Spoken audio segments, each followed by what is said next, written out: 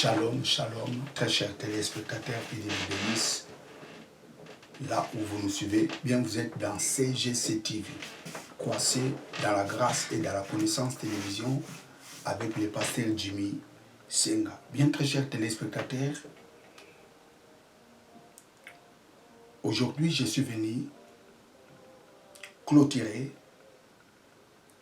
ma prédication qui a pour thème notre Père. Donc aujourd'hui, c'est la suite et fin de ce thème que je suis en train de prêcher à travers cette chaîne. Bien, j'aimerais faire la prière avant de commencer cette prédication. Éternel Dieu, je bénis ton nom pour cette opportunité que tu m'as accordée pour prêcher ta parole. Laisse que ton esprit illumine les cœurs de tous ces assels qui écouteront ces messages pour qu'ils arrivent à la connaissance de la vérité.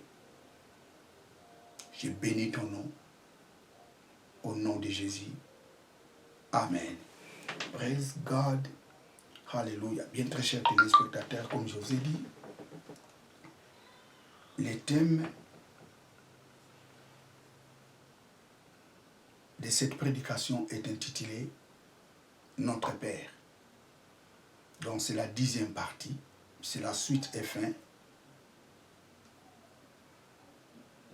de ce thème que j'ai commencé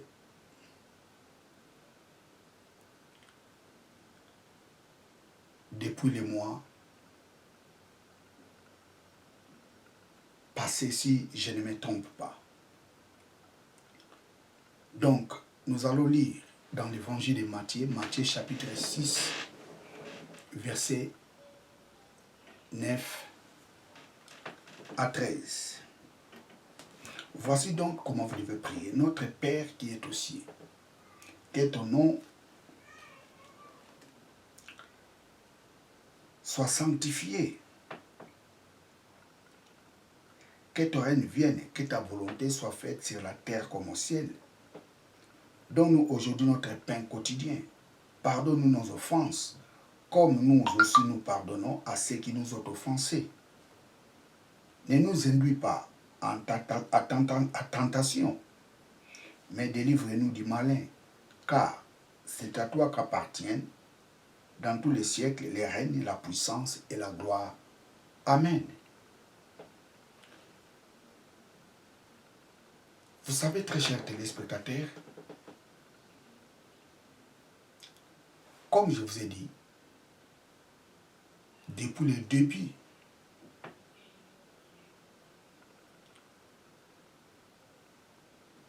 de toute cette série de prédications, que la prière Notre Père est un modèle de la prière.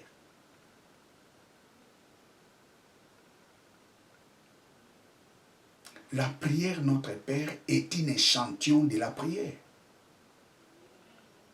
Tout chrétien, lorsqu'il prie, sa prière doit être cadrée dans la prière Notre Père. La prière Notre Père est le fondement de la prière.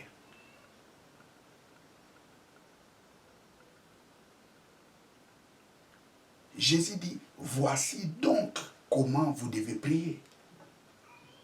Qu'est-ce que signifie voici donc comment vous devez prier? Voici donc comment vous devez prier ne veut pas dire répéter toutes les paroles que Jésus a prononcées pendant la prière. Non. Voici donc comment vous devez prier. Ça signifie tout simplement, voici donc les modèles de la prière. Vous devez suivre lorsque vous faites la prière. La prière, notre Père, est un modèle de la prière. C'est comme un patron. Les couturiers et les couturières savent quoi sert un patron.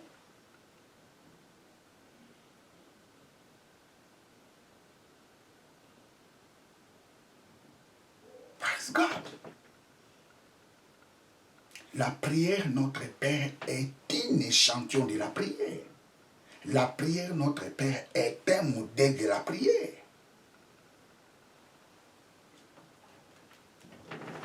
Vous savez, très chers téléspectateurs, la prière Notre Père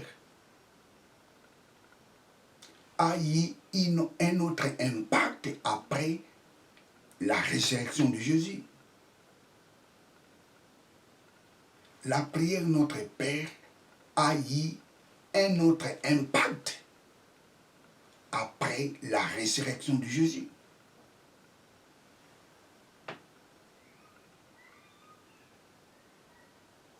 Avant sa mort et après sa résurrection, la prière Notre Père a eu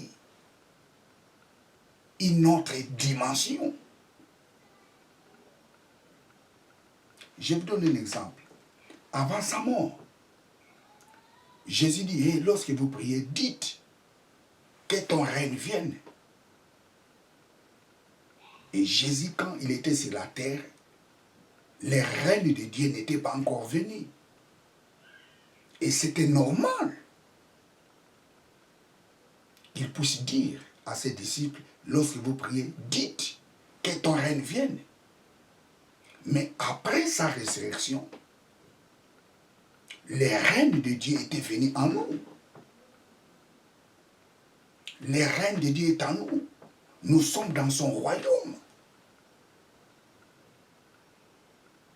Alors ça sera incompréhensible de voir un enfant de Dieu faire la prière disant que, oh Père, que ton règne vienne. Non. Les jours où nous avions accepté Jésus-Christ comme Seigneur et Sauveur, c'était ces jours-là, nous étions entrés dans le royaume de Dieu. C'était ces jours-là, le règne de Dieu était venu en nous et nous sommes dans son règne.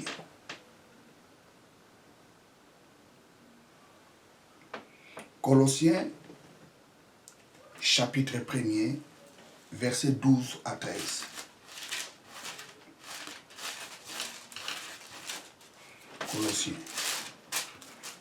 Colossiens, chapitre 1er.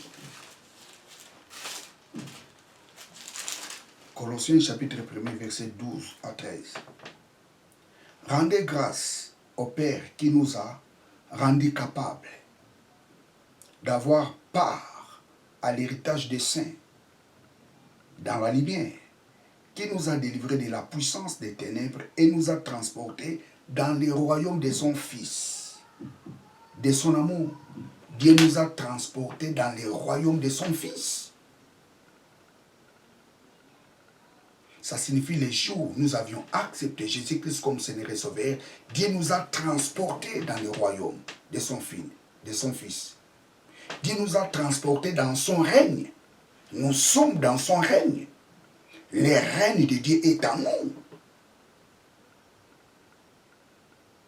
Donc ça sera incompréhensible de voir un enfant de Dieu dans sa prière dire au Père que ton règne vienne. Non, nous sommes dans son règne. Le royaume de Dieu est en nous. Je prends encore un autre passage. Éphésiens chapitre 2.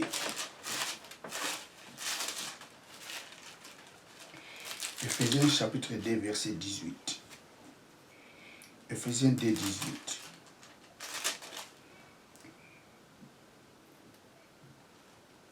Car par lui nous avions eu les uns et les autres l'accès auprès du Père dans un même esprit. Ainsi donc vous n'êtes plus étrangers ni des gens du dehors, mais vous êtes les concitoyens des saints gens de la maison de Dieu. Nous sommes les concitoyens, les saints gens de la maison de Dieu. Nous sommes les concitoyens du royaume de Dieu. Nous sommes les citoyens du royaume de Dieu. Nous sommes les enfants de la maison de Dieu. Donc le royaume de Dieu est en nous. Un enfant de Dieu ne peut jamais dire au Père que ton royaume vienne. Non, nous sommes dans le royaume de Dieu. Le royaume de Dieu est en nous. Praise God.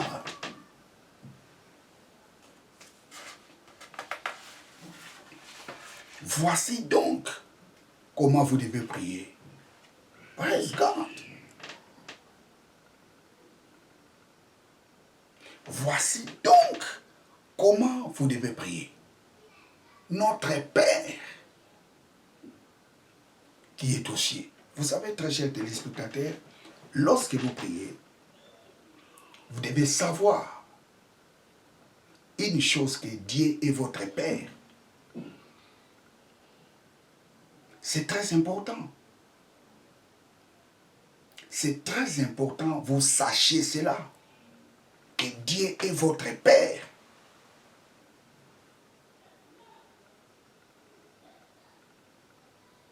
Les jours qui avaient accepté Jésus-Christ comme Seigneur et Sauveur, c'était ces jours-là qui étaient sortis dans les entrailles de Dieu.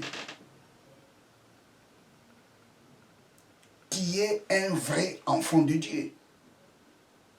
La Bible nous dit, tous ceux qui l'ont reçu, Dieu leur avait donné le pouvoir de devenir enfants de Dieu. Les jours où tu avais accepté Jésus-Christ comme Seigneur et Sauveur, c'était ces jours-là, tu étais devenu enfant de Dieu. C'était ces jours-là, tu étais sorti dans les entrailles de Dieu. Donc tu es un vrai enfant de Dieu. Tu es enfant de Dieu par la volonté de Dieu. Tu n'es pas enfant de Dieu par la volonté de ton père ou de ta mère. Tu n'es pas devenu enfant de Dieu par la volonté des hommes.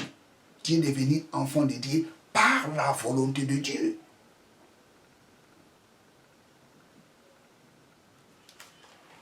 Voici donc comment vous devez prier. Notre Père qui est aux cieux. Dieu est ton Père.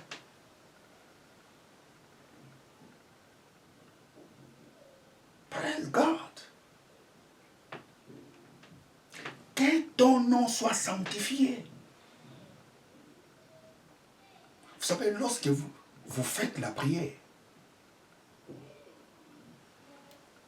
tu dois savoir une chose, que le nom de Dieu doit être respecté.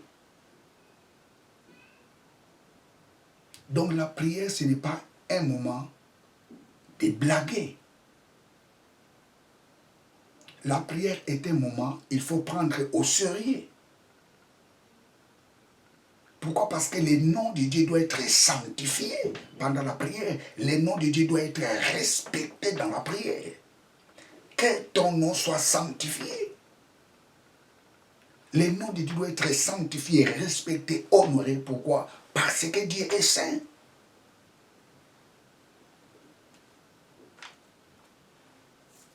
Praise God. Que ton nom soit sanctifié. Que ton règne vienne.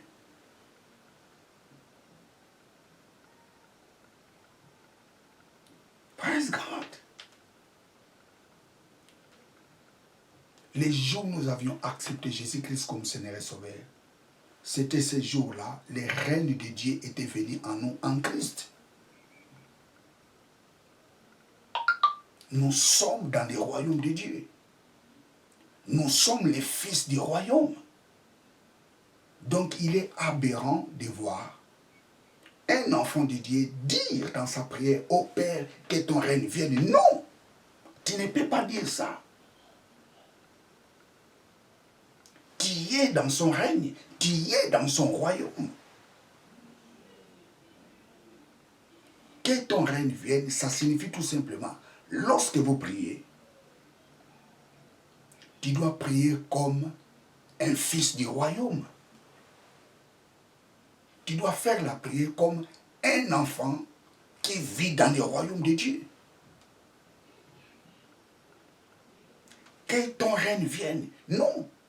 Nous n'appelons pas les règnes de Dieu en nous, parce que nous sommes dans son règne. Cela signifie, lorsque nous faisons la prière, nous devons faire la prière comme les fils du royaume. Les règnes de Dieu est en nous.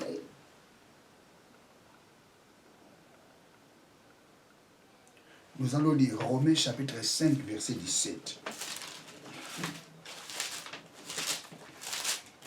Romains 5, 17. Romains 5, 17.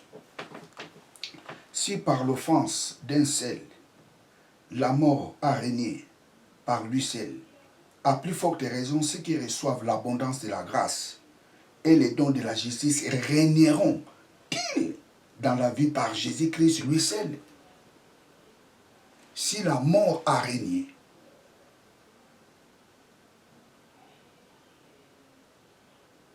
dans la vie des hommes par Adam,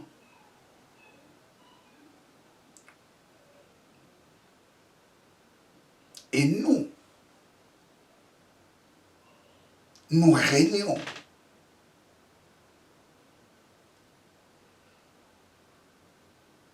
dans cette vie en Jésus-Christ.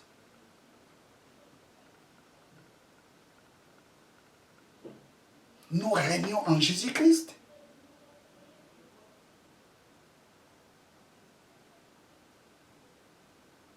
Nous avons reçu l'abondance de la grâce.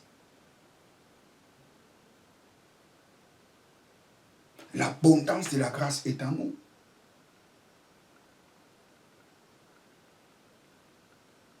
Nous avions reçu les dons de la justice en nous.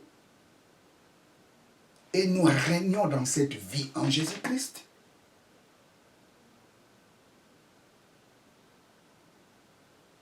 L'apôtre Pierre dit, hey, nous avions formé un sacerdoce royal.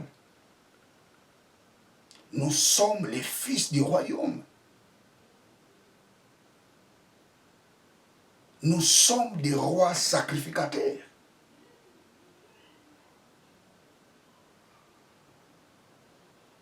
Lorsque tu fais la prière, tu dois avoir l'attitude d'un fils du royaume.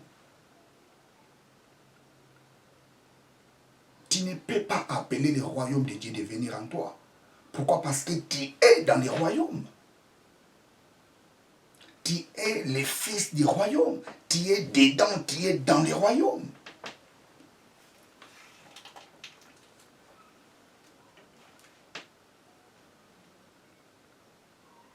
Que ton règne vienne.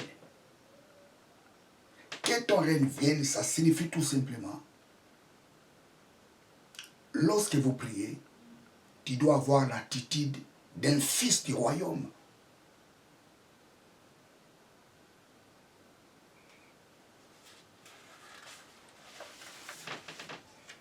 Alors, comment doit prier un fils du royaume?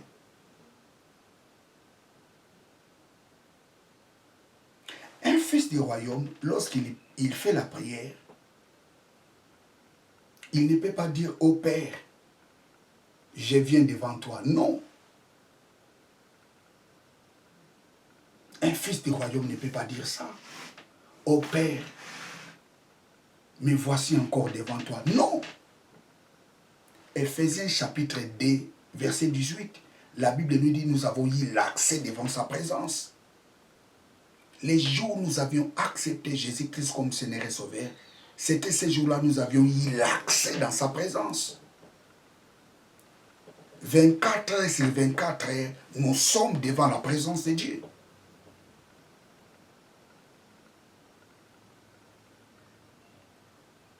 Donc tu ne peux pas dire, oh Père, je vis encore devant ta présence. Non, ça c'est la religion. Toi, tu ne viens pas devant la présence de Dieu, mais tu es dans la présence de Dieu. Les jours où tu étais venu dans la présence de Dieu, c'était les jours où tu avais eu la décision d'accepter Jésus-Christ comme Seigneur et Sauveur. C'était ces jours-là que tu étais venu dans sa présence. Et à partir de ces jours-là, tu es toujours dans sa présence.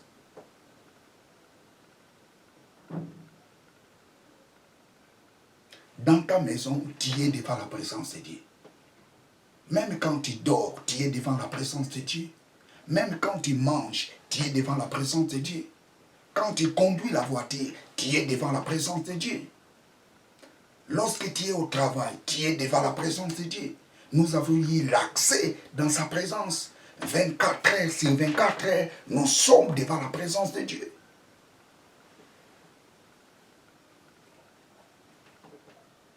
Un fils du royaume ne peut jamais appeler le Saint-Esprit.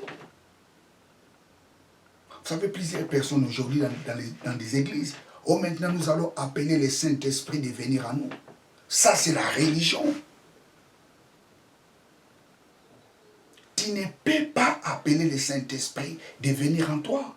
Pourquoi? Parce que ton corps est le temple du Saint-Esprit. Le Saint-Esprit habite en toi. Il est en toi. Pourquoi l'appeler? Ça c'est l'ignorance. Prie comme un fils du royaume.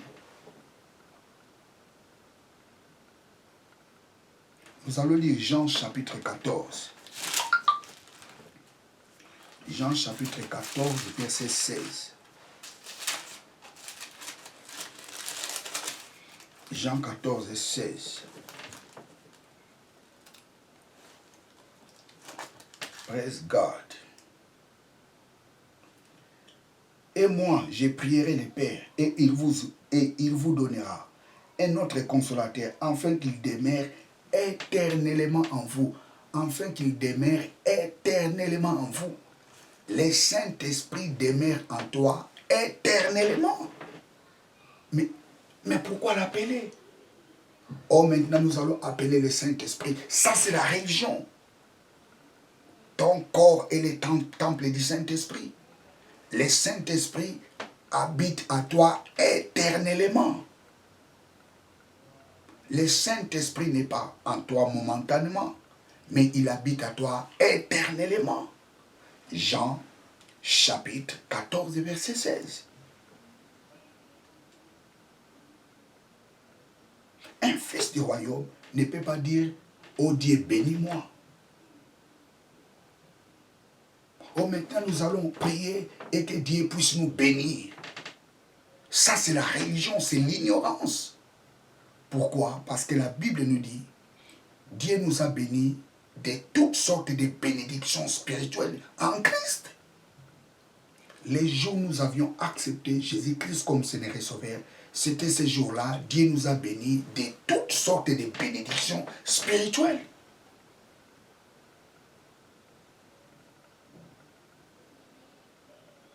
Éphésiens chapitre 1er, verset 3.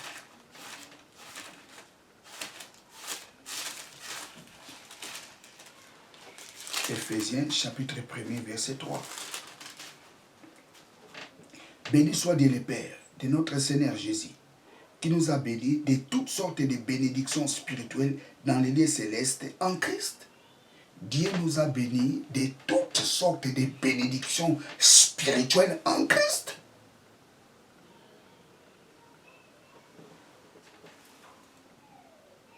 Tu ne peux pas faire la prière disant que « Oh Dieu, bénis-moi ». Ça, c'est l'ignorance. Si tu es en Christ, tu n'as pas le droit de le dire. Pourquoi? Dieu t'a comblé de toutes sortes de bénédictions spirituelles.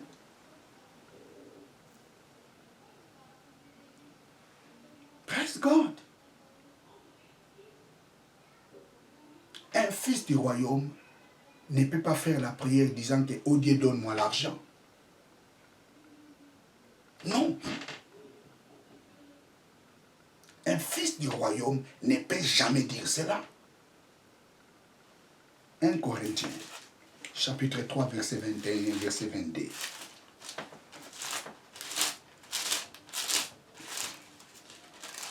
1 Corinthiens, chapitre 3,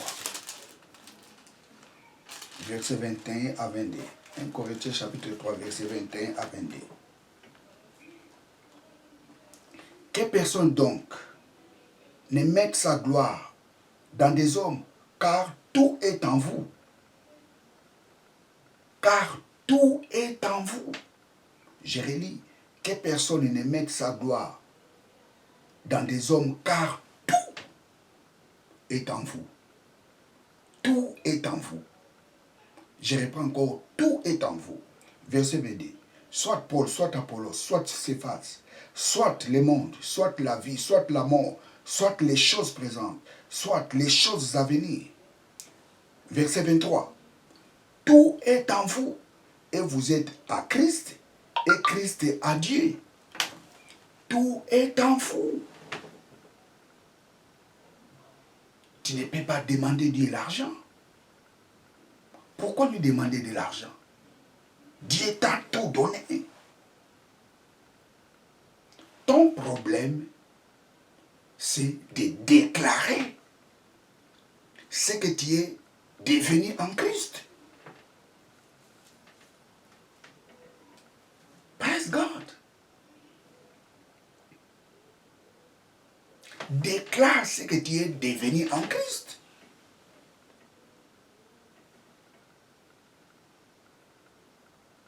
Tout est en vous.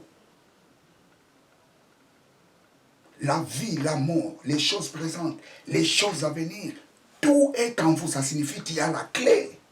Vous savez, plusieurs enfants de Dieu, lorsqu'ils font la prière, ils font la prière comme les étrangers.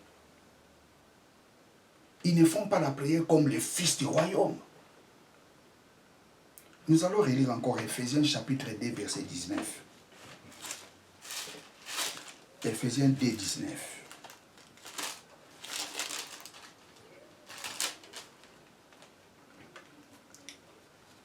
Ainsi donc, vous n'êtes plus les étrangers, ni des gens du dehors, mais vous êtes les concitoyens des saints gens de la maison de Dieu. Vous n'êtes plus des étrangers. Lorsque nous étions païens, nous étions des étrangers. Dieu ne nous connaissait pas. Nous étions des gens perdus. Mais le jour où nous avons eu la décision d'accepter Jésus-Christ comme Seigneur et Sauveur, à partir de ce jour-là, Dieu nous a acceptés. Nous sommes devenus les enfants de la maison. Nous ne sommes pas des étrangers. Le mot étranger, en grec, c'est xénoi. Xénoi.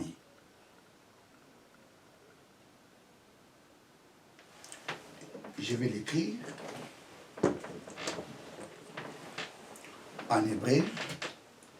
Xénoi. Xénoi.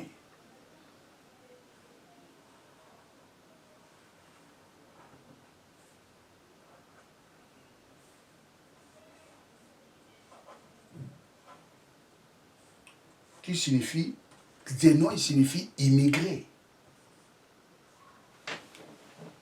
Xénoi signifie immigré.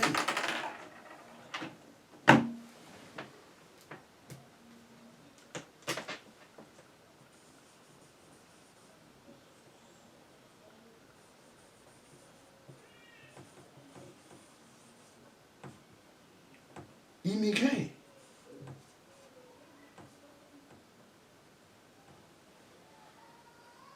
Xénoi.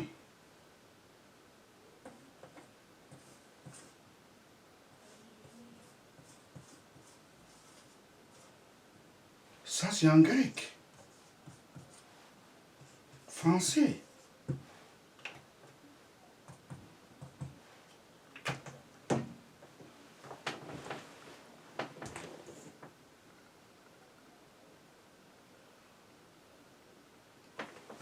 Xénoi,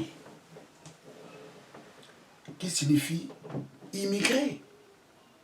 Il y a des gens qui font la prière comme des immigrés. Oui, il y a des enfants de Dieu qui se comportent comme des immigrés.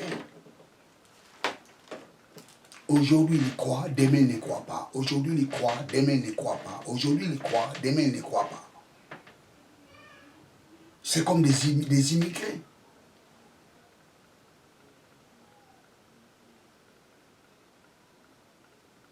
Vous savez, un immigré, il peut aller quelque part, mais les jours, un autre jour, il peut prendre la décision de rentrer là où il est venu.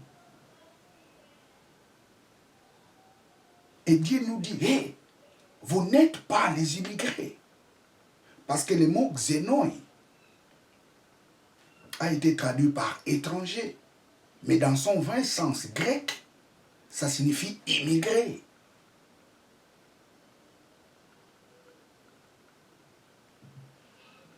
Praise God. Alléluia.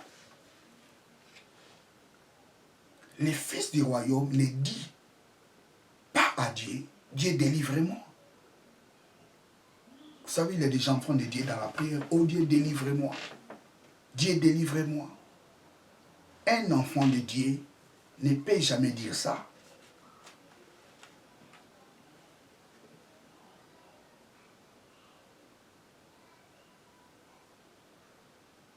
Un fils du royaume ne peut jamais dire « Oh Dieu, délivre-moi ».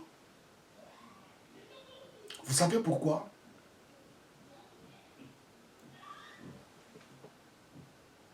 Vous savez, nous, dans la Nouvelle Alliance,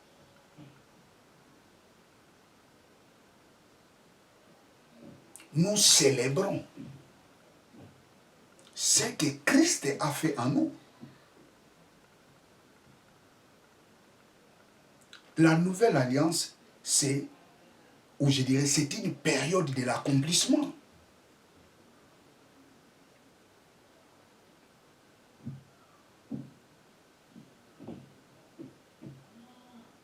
L'ancienne alliance, c'était la prophétie. La nouvelle alliance, c'est l'accomplissement.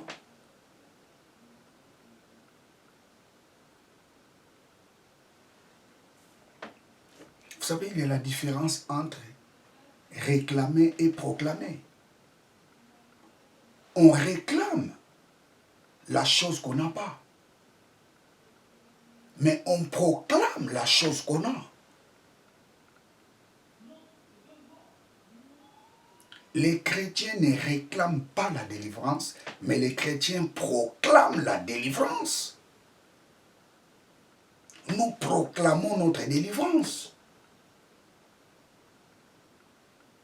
Parce que nous avions reçu la délivrance les jours où nous avions accepté Jésus-Christ comme Seigneur et Sauveur.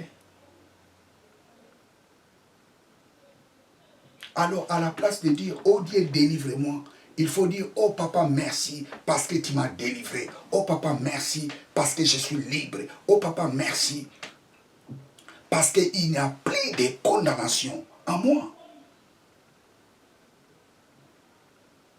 Il s'agit de cela.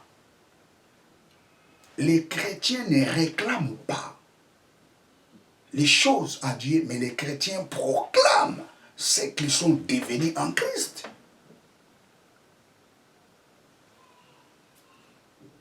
Vous savez, plusieurs chrétiens aujourd'hui vivent dans l'ignorance.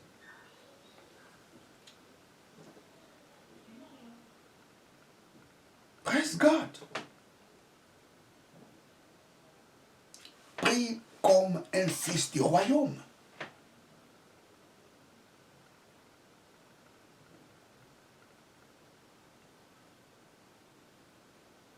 Vous savez, Jésus, quand il fait la prière, qu'est-ce qu'il dit? Oh Père, merci parce que tu m'exauces toujours.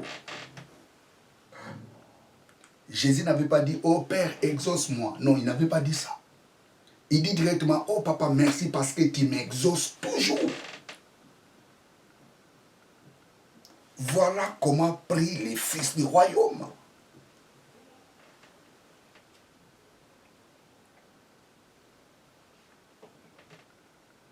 Tu dois sortir dans la religion.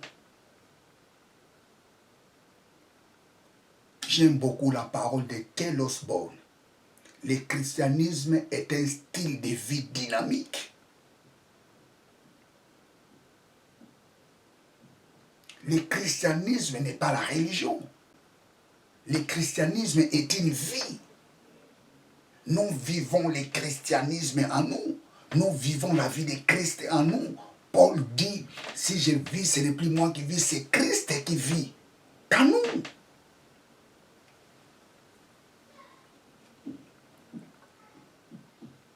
Praise God. Que ta volonté soit faite sur la terre comme au ciel. Vous savez, un enfant de Dieu ne peut pas dire « Oh Père, que ta volonté soit faite ». Non, un enfant de Dieu ne peut pas dire ça. « Oh Papa, que ta volonté soit faite ». Non. Parce que Dieu nous a révélé les mystères de sa volonté. Dieu nous a révélé les mystères de sa volonté. Éphésiens chapitre 1er. Éphésiens chapitre 1er, verset 8 à 9. Que Dieu a répandu abondamment sur nous, par toute espèce de sagesse et d'intelligence, nous faisant connaître les mystères de sa volonté, selon les bienveillants desseins qu'il a formés en lui-même. Je relis. Verset 8. Que Dieu a répandu abondamment sur nous, par toute espèce de sagesse et de l'intelligence, nous faisant connaître les mystères de sa volonté. Dieu nous a fait connaître les mystères de sa volonté, selon les bienveillants desseins qu'il avait formés en lui-même.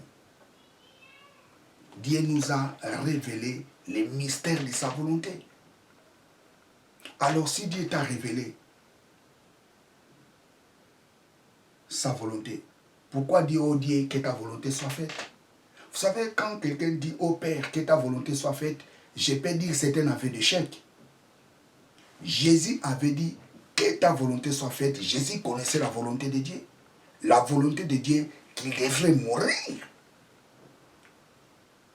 pour l'humanité. Jésus savait cela. Donc un chrétien ne peut pas dire au Père que ta volonté soit faite. Pourquoi? Parce que Dieu nous a révélé les mystères de sa volonté. Alors les mystères de sa volonté, Paul nous révèle encore dans Romains chapitre 12, verset 2.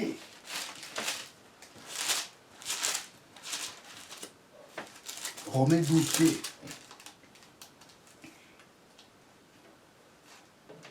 Ne vous conformez pas au siècle présent, mais soyez transformés par le renouvellement de l'intelligence, afin que vous discerniez quelle est la volonté de Dieu, ce qui est bon, agréable et parfait. L'apôtre Paul nous révèle les 3 dimensions de la volonté de Dieu. La volonté bonne, la volonté agréable et la volonté parfaite de Dieu. Vous savez, très chers téléspectateurs, je ne saurais pas répéter tout ce que j'ai dit dans des vidéos précédentes, mais je vous recommande de suivre toute cette prédication. Parce que là, je suis en train de faire seulement la conclusion de tout ce que j'ai prêché. Dieu nous a révélé les mystères de sa volonté. Et Paul nous dit, les mystères de la volonté de Dieu, c'est la volonté bonne, agréable et parfaite. Et dans Éphésiens chapitre 5, verset 17, la volonté de Dieu, on les comprend. Tu dois comprendre la volonté de Dieu. Praise God. Tu dois comprendre la volonté de Dieu.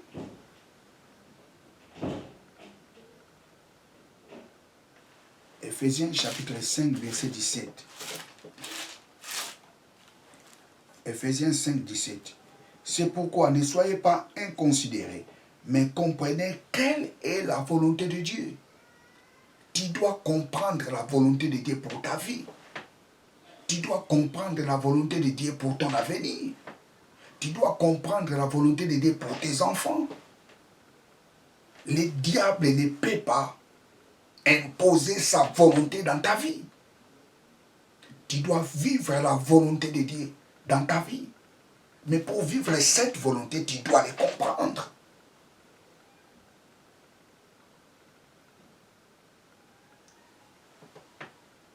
La seule façon que tu peux comprendre la volonté de Dieu, c'est aller ou c'est d'aller dans une bonne église.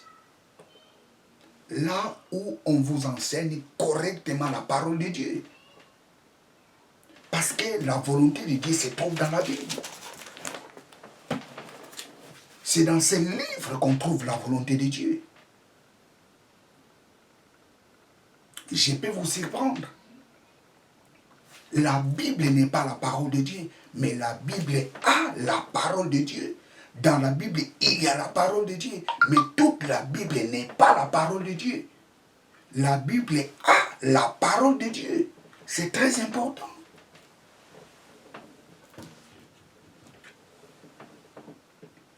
La seule façon dont tu peux comprendre la volonté de Dieu, c'est d'écouter la vraie parole de Dieu. Praise God. Donne-nous notre pain quotidien. Les pains quotidiens, je dirais, que Dieu nous a donné, c'est Jésus. Celui qui a Jésus, il a tout en lui. Jésus-Christ est notre pain quotidien. Les jours où nous l'avions réussi, les jours où nous avons eu la décision d'accepter Jésus-Christ comme Seigneur et Sauveur dans notre vie, c'était ces jours-là, Dieu nous a donné les pains quotidiens. Parce que Dieu pourvoit à tous nos besoins en Christ. Tes besoins, Dieu les pourvoira en Christ. Christ est notre pain quotidien.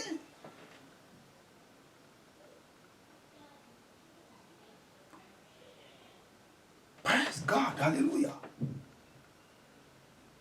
Christ est notre pain quotidien.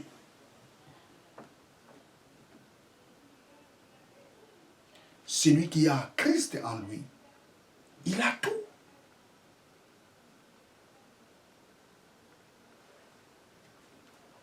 Praise God. Pardonnez-nous nos offenses. Les jours où nous avions reçu Jésus-Christ comme Seigneur et Sauveur, c'était ce jour-là, Dieu a pardonné tous nos péchés.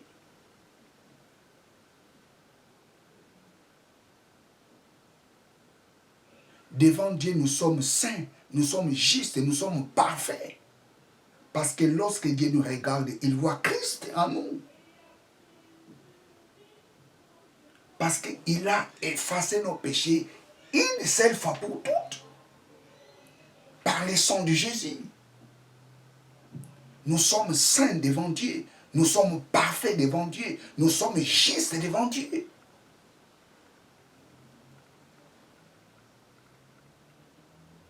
Pardonne-nous nos offenses. Comme nous pardonnons aussi à ceux qui nous ont offensés. Alors comme Dieu nous a pardonné, nous devons pardonner aussi ceux qui nous font du mal. Vous savez, nous avions reçu Jésus-Christ comme Seigneur et Sauveur.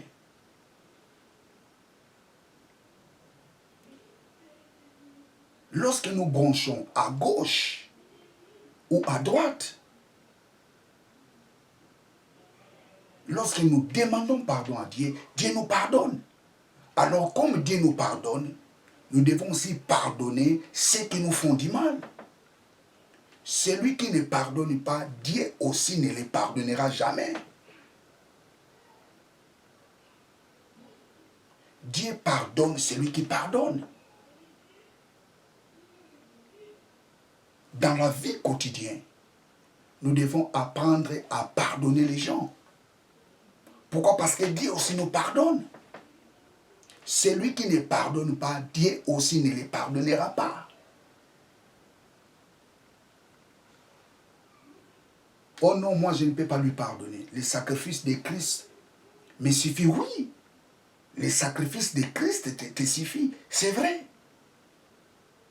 Mais si tu ne pardonnes pas, Dieu aussi ne te pardonnera pas non plus.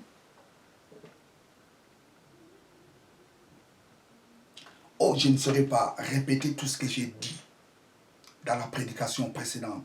Je vous recommande, très chers téléspectateurs, de suivre toute cette prédication. Vous serez énormément bénis. Dieu pardonne celui qui pardonne. Praise God. Ne nous soumets pas à la tentation. Dieu ne soumet personne à la tentation. Parce que Dieu ne tente personne. Mais Dieu permet la tentation dans la vie de certaines personnes qui sont matures, dont il sait en avance, celle-ci ne tombera pas. Prenez l'exemple de Job. Ce n'est pas Dieu qui a tenté Job. Dieu a permis que Job soit tenté. Pourquoi Dieu a permis cela? Parce que Dieu savait en avance, Job ne cédera pas. Dieu ne peut pas permettre la tentation dans la vie d'une personne qui ne sera pas capable de supporter la tentation. Dieu permet la tentation aux gens qui sont matures.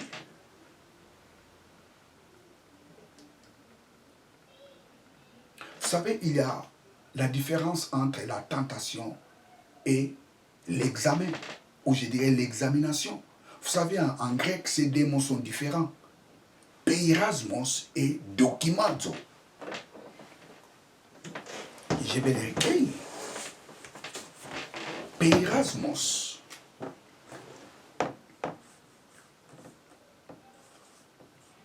Peirasmos. Peirasmos. Peirasmos. Tentation. Nous avons dokimazo.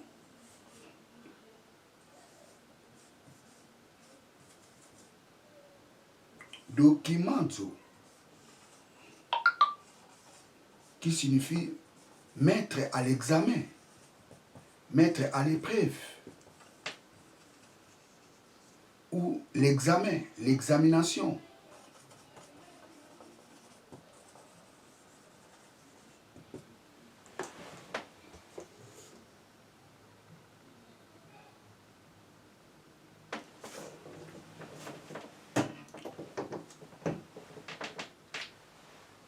Dieu ne tente personne, mais il permet la tentation dans la vie des gens qui sont matures. Et lorsqu'il permet la tentation dans la vie des gens qui sont matures, il donnera aussi la possibilité à cette personne d'en sortir dans cette tentation. Praise God. Et Dieu ne peut pas tenter quelqu'un, Dieu ne peut pas permettre la tentation dans la vie d'une personne, une tentation qui est au-delà même de sa force.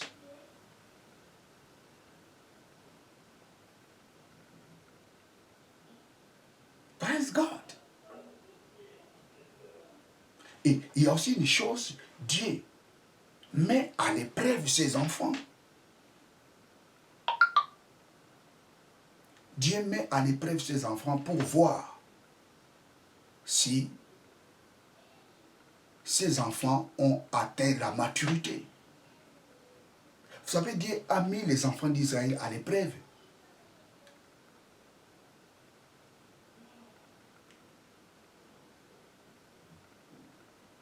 En laissant les enfants d'Israël de parcourir le désert.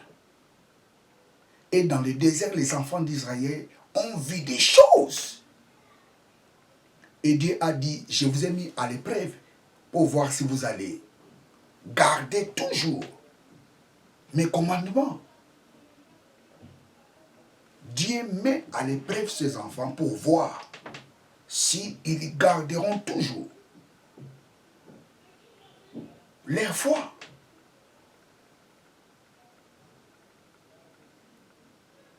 Donc la tentation a pour but de faire pécher l'homme, mais l'examen ou mettre à l'épreuve a pour but d'évaluer l'homme. Dieu hait le péché. C'est pour cela qu'il ne peut pas tenter l'homme. Praise God. Mais Dieu peut mettre l'homme à l'épreuve pour lui évaluer, pour voir si la personne gardera toujours sa foi. Ça, c'est mettre à l'épreuve. En grec, c'est dokimazo, qui est différent de peirasmos.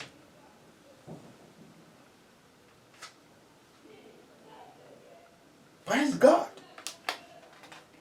Mais délivre-nous du mal.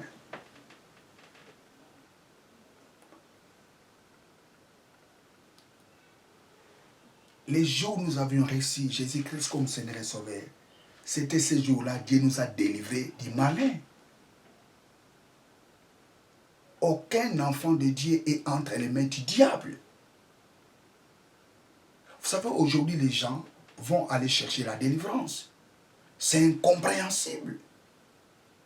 Il y a des hommes de Dieu qui disent, oh oui, même si tu as accepté Jésus-Christ comme Seigneur et Sauveur, tu as toujours besoin de la délivrance. C'est du mensonge, ce n'est pas vrai. La Bible nous dit dans l'Épître aux Colossiens, Christ a dépouillé les diables. Christ a vaincu les diables.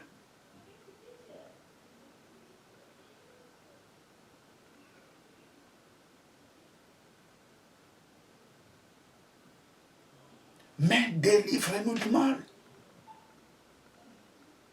Les jours où nous avions reçu Jésus-Christ comme Seigneur et Sauveur, Christ nous a délivrés du mal. Dieu nous a délivrés du mal.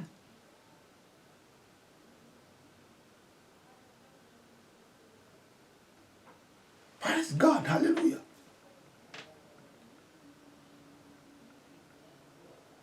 La Bible nous dit, Dieu nous a transportés dans le royaume de son Fils. Il nous a délivrés de la puissance des ténèbres. Et nous a transportés dans le royaume de son Fils et de son amour. Praise God, hallelujah. Praise God, hallelujah. Praise God, hallelujah. Colossiens 1, 13. Qui nous a délivrés de la puissance des ténèbres et nous a transportés dans le royaume du Fils de son amour. Dieu nous a délivrés de la puissance des ténèbres. Avant sa mort, mais délivre-nous du mal. Après sa résurrection, il nous a délivrés. Des temps différents. Délivre-nous du mal. Avant sa mort, après sa résurrection, il nous a délivrés. Notre délivrance est dans le passé. À présent, nous sommes en train de célébrer la délivrance. Les chrétiens célèbrent leur délivrance. Les chrétiens proclament leur délivrance. Les chrétiens ne réclament pas la délivrance. Un enfant de Dieu ne peut pas réclamer sa délivrance. Un enfant de Dieu proclame sa délivrance. Parce que nous avions eu notre délivrance les jours où nous avions accepté Jésus-Christ comme Seigneur et Sauveur. Mais délivre-nous du mal. Il nous a délivrés. C'est dans le passé. Et à présent, nous célébrons la délivrance. Nous proclamons la délivrance. Oh papa, merci parce que je suis libre. Oh, il n'y a plus de condamnation à moi. Praise God, hallelujah. Il ne faut pas passer ton temps à dire, je brise les liens dans ma famille, je brise les liens dans ma vie, je brise les... C'est l'ignorance. C'est pour cela, lorsque vous priez, votre prière doit être cadrée dans la prière Notre Père. Et la prière Notre Père a eu une autre dimension après la résurrection de Jésus. C'est très important.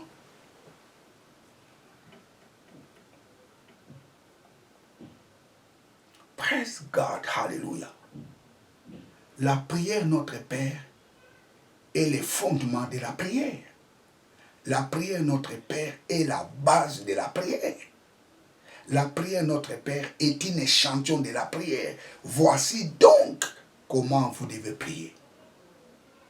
Bien, très chers téléspectateurs, je suis à la fin de ma prédication. abonnez-vous massivement dans cette chaîne de télévision. Bien, vous étiez avec le pasteur Jimmy Senga. Que Dieu vous bénisse. Ciao.